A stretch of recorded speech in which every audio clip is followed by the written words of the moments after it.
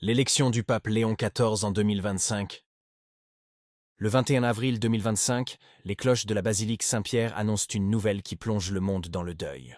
Le pape François, à l'âge de 88 ans, s'est éteint à Rome.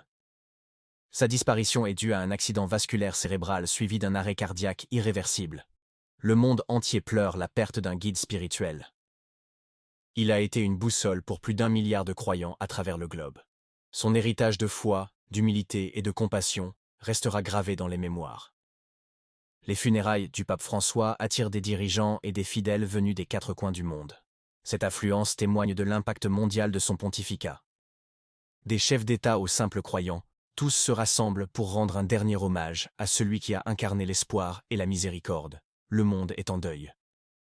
La cérémonie, empreinte de solennité et de recueillement, est un moment de communion universelle. Elle rappelle l'importance de la foi et de la fraternité dans un monde en quête de sens. Le siège de Pierre est vacant. Un interrègne commence, une période de transition et d'attente.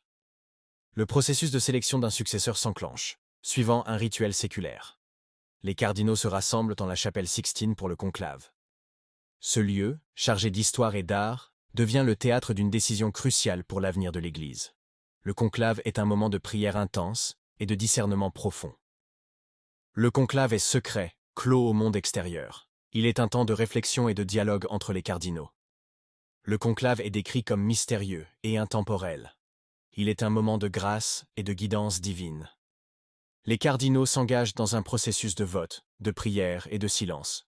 Ils cherchent à discerner la volonté de Dieu pour l'Église. Après plusieurs jours de délibération, une décision est prise au 4e tour de scrutin. L'Esprit Saint a guidé les cardinaux vers un choix.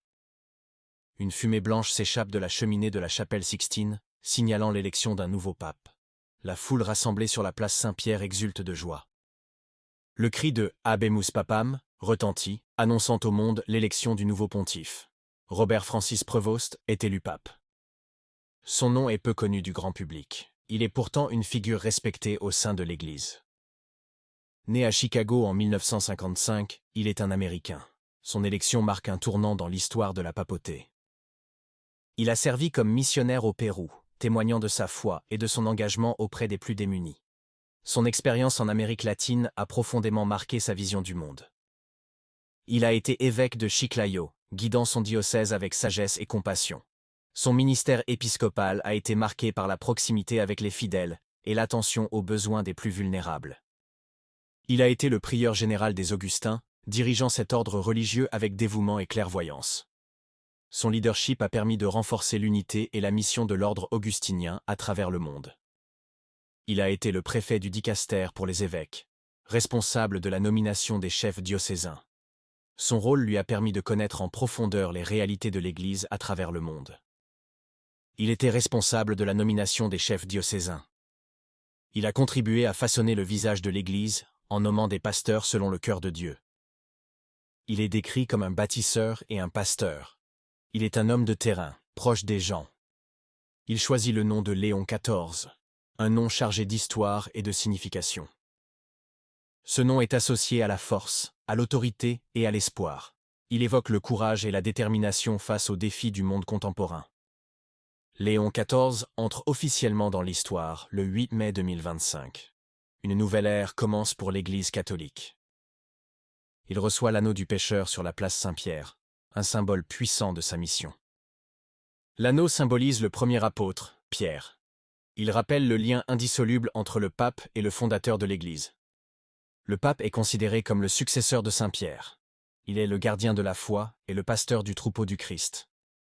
Le pape est un pont entre Dieu et l'humanité. Il est un signe de l'amour et de la miséricorde de Dieu pour tous les hommes. Le rôle du pontife est décrit comme accablant, sacré et mystique. Il est un fardeau lourd à porter, mais aussi une source de grâce et de force. Les évêques, en tant qu'héritiers des apôtres, forment avec lui le corps vivant de l'Église. Ils sont les collaborateurs du pape dans sa mission de guider et de sanctifier le peuple de Dieu. Ils enseignent, bénissent et perpétuent le message de l'Évangile.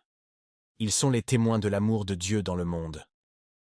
Léon XIV est dépeint comme un homme simple devenu un guide pour des millions de personnes. Son humilité et sa proximité avec les gens sont des signes de son authenticité. Il est perçu comme une lueur d'espoir dans un monde confronté au doute et à la division. Son message de paix et de réconciliation est une invitation à l'unité et à la fraternité. Son pontificat est suggéré pour inaugurer une période de changement et de transformation. Il est appelé à relever les défis du monde contemporain avec courage et créativité. Son pontificat ne fait que commencer. L'avenir de l'Église est entre ses mains.